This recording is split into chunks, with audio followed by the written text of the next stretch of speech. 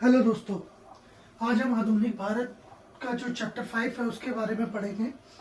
उसके आज आधुनिक भारत के चैप्टर 5 में सबसे इम्पोर्टेंट जो स्वतंत्र राज्य है जिसमें मैसूर आता है, तो मैसूर के बारे में पढ़ेंगे।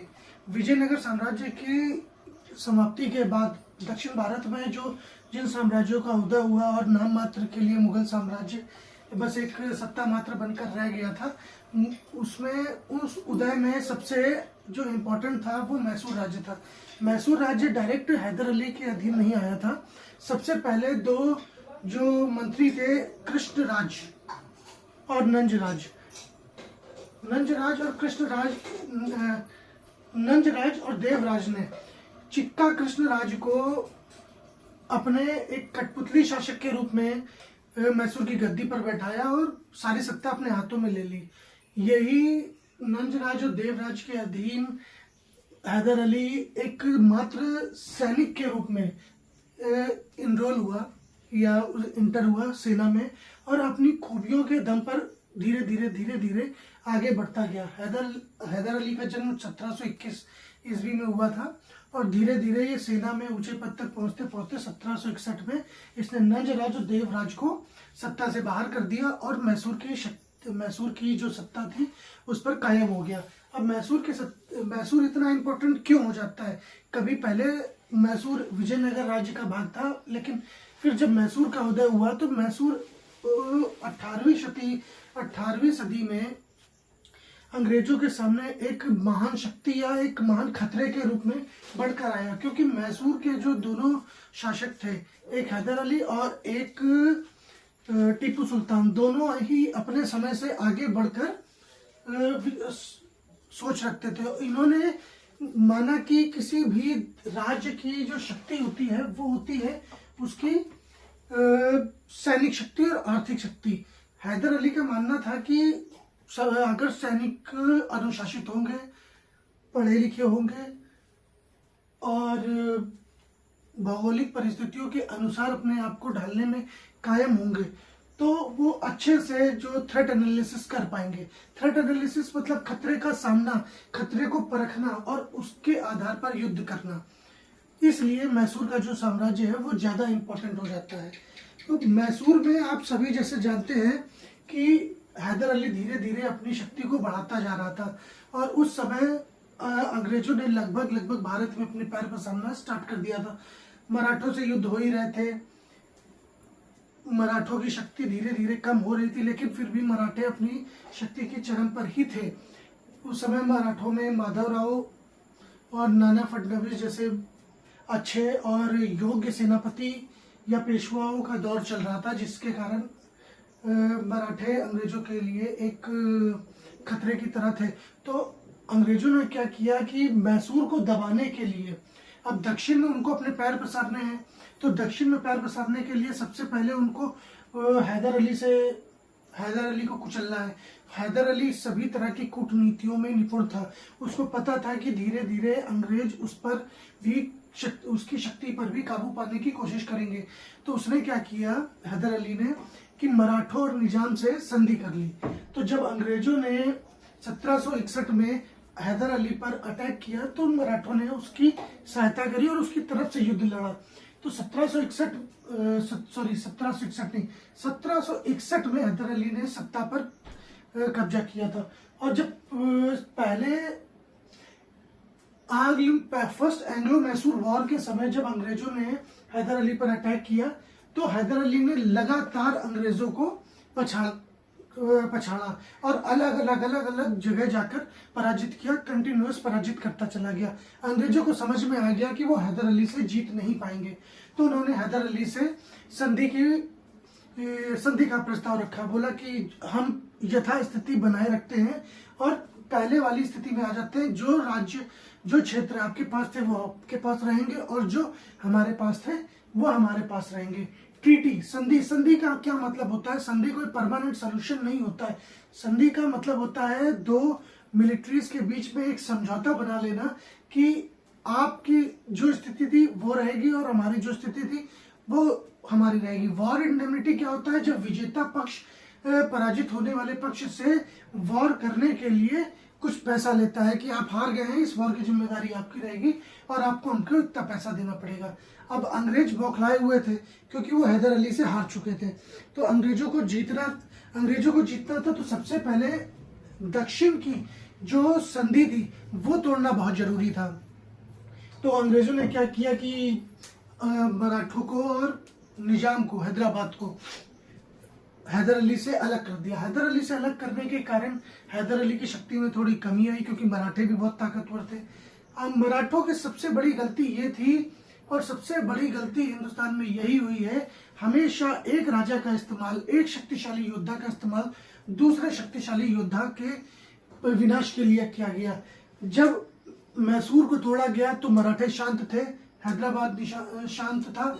जब बंगाल को तोड़ा गया तो मराठे शांत थे, और जब मराठों को तोड़ा गया तब पूरा हिंदुस्तान शांत था। मराठों के खत्म होने के बाद हिंदुस्तान में कोई भी नहीं था जो अंग्रेजों से लड़ सकता था। हिंदुस्तान की सबसे बड़ी कमी यही रही है कि जब भी एक क्षेत्र मारा गया है या लूटा गया है, दूसरा क्षेत्र ने शांत बैठकर उसकी बर्बादी को देखा गया है। जब दिल्ली को बर्बाद किया गया तब कलकत्ता ने तमाशा देखा, जब कलकत्ता को बर्बाद किया गया तब मराठों ने तमाशा देखा, मैसूर ने तमाशा देखा, कर्नाटक ने तमाशा देखा। जब अवध को लूटा गया तब भी केवल तमाशा देखा गया, कभी भी एक राजा दूसरे राजा की सहायता के लिए आगे नहीं बढ़ा। यही कारण है कि हमको 200-250 साल, 1000 साल की गुलामी करनी पड़ी। अब अंग्रेजों ने मराठों और हैदराबाद के निजाम को तोड़ दिया था। वो संधि जो उनके बीच में हुई थी टूट चुकी थी। संधि का ये मतलब था कि मराठे हैदराबाद मैसूर पर आक्रमण नहीं करेंगे और मैसूर भी मराठा क्षेत्र में इंटर नहीं करेगा। अब जब संधि टूट चुकी है, 1780 का समय आ चुका है। 1780 में अंग्रेजों ने दोबारा से अटैक किया। क्यों अटैक किया? जब पहले से ही इन दोनों के बीच में ट्रीटी हो चुकी थी, तो इन्होंने क्या किया कि हैदर अली पर संधि विच्छेद का आरोप लगाया कि आपने हमारे प्रोटेक्टोरेट मतलब संरक्षित राज्य पर अटैक किया है, इसलिए हम मैसूर पर आक्रमण करेंगे। अब मैसूर पर आक्रमण किया, हैदर अली ने तत्काल जवाब दिया और हैदर अली जीता भी। लेकिन 1782 में उसकी डेथ हो जाती है और सारी सत्ता टीपू सुल्तान के हाथों में आ जाती है। अब टीपू एक योग्य शासक था, शक्तिशाली योद्धा था, लेकिन अपने पिता जैसा योग्य नहीं था। ऐसा बोलते हैं कि टीपू ने सारा साम्राज्य को विच्छेद करके रख दिया था। तो टीपू लगातार अंग्रेजों से युद्ध करता रहा और जगह जगह हारता रहा। फिर मजबूरी में आकर 1784 में श्रीरंगपट्टनम की संधि कर लेता है। श्रीरंगपट्टनम की संधि के अनुसार ट्रीटी होती है और एक भारी राशि देनी पड़ी। लगभग आधा राज्य अंग्रेजों को देना पड़ा। अब आधा राज्य अंग्रेजों के पास चला गया। टीपू सुल्तान एक मतलब मेरे हिसाब से मैं बोलूं तो टीपू सुल्तान 18वीं सदी का सबसे महान शासक था। ऐसा मैं क्यों बोल रहा हूँ? ऐसा मैं इसलिए नहीं बोल रहा हूँ क्योंकि मुझे टीपू सुल्तान पसंद है। मुझे टीपू सुल्तान पसंद नहीं है क्योंकि टीपू सुल्तान अपने जीवन में 3 युद्ध लड़ा और तीनों युद्ध हारा। लेकिन इसके कहने का पीछे आशा ये है कि सबसे पहले टीपू सुल्तान ही एक ऐसा शासक था जिसको ये पता था कि आर्थिक शक्ति ही सैनिक शक्ति का आधार होती है। यदि आपकी अर्थव्यवस्था मजबूत है तो आपकी सैनिक व्यवस्था, डिफेंस सबसे ज्यादा मजबूत होगा। इसीलिए उसने पहले अपनी अर्थव्यवस्था को मजबूत किया और बाद में अपनी सैनिक व्यवस्था को मजबूत किया। अब टीपू सुल्तान को अगर अपनी सैन्य व्यवस्था को मजबूत करना है तो क्या करेगा? यूरोपियन जो तकनीक होती है उसके आधार पर सेना को प्रशिक्षण दे। उसके लिए पैसा कहां से आएगा? तो उसने क्या किया, कृषि पर 1/3, कभी कभी आधा 50% भी टैक्स ले लिया करते थे। लेकिन नॉर्मली इन्होंने कृषि उपज का 1/3 टैक्स लिया और जिसका उपयोग इन्होंने अपने साम्राज्य को मजबूत करने के लिए दिया। टीपू सुल्तान ने अपने जो राज्य के पोलीगर थे उन पर नियंत्रण काया, सामंतों, जमींदारों, ये जितने लोग किसानों का शोषण करते थे उन पर नियंत्रण पाया। टीपू का मानना था कि यदि कृषि व्यवस्था मजबूत होगी, किसान समृद्ध होगा, तो राज व्यवस्था मजबूत होगी। टीपू ने ज्यादातर ध्यान अपने क्षेत्र के किसानों की तरफ दिया। कुछ लोग टीपू सुल्तान को मतलब धार्मिक असहिष्णु भी मानते हैं, जो मानते हैं कि टीपू ने हिंदुओं पर अत्याचार किए। कहीं कहीं ऐसा भी मान्यता दी गई है, लेकिन टीपू ने या किसी भी शासक ने ये साम्राज्य में कानून व्यवस्था बनाए रखने के लिए ही किया गया था। जब मराठों ने श्रृंगेरी के मां शारदा के मंदिर पर आक्रमण किया, तो टीपू सुल्तान ने मां शारदा की मूर्ति की स्थापना के लिए श्रृंगेरी के मंदिर को दोबारा जीर्णोद्धार करने के लिए दान भी दिए।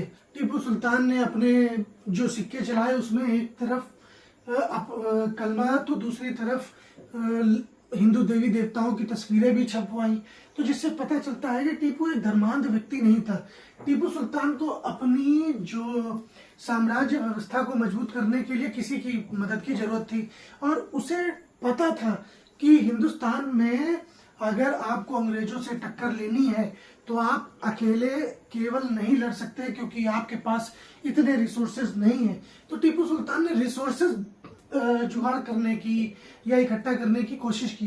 अब वो रिसोर्सेज कहाँ से जुगाड़ करेगा? दक्षिण का राज्य इतना ज्यादा तो वो था नहीं, लेकिन वहां की जमीन बहुत उपज थी। तो उसने क्या किया कि संधियां करनी स्टार्ट कर दी बाहर से। अब उस समय हिंदुस्तान में दो ही ताकतवर शक्तियां थी, एक फ्रांस और एक अंग्रेज। अब फ्रांस का बोलबाला था पूरी दुनिया में। टीपू सुल्तान को पता था कि नेपोलियन बोनापार्टा ने यूरोप में आतंक मचा रखा, अंग्रेजों की अर्थव्यवस्था को छिन्न भिन्न कर रखा है। उसने कई पैगाम भी भेजे थे नेपोलियन बोनापार्टा को कि आप सी रूट से आइए या लैंड रूट से आइए, आकर हिंदुस्तान पर अटैक करिए ताकि अंग्रेजों को यहाँ से निकाला जाए।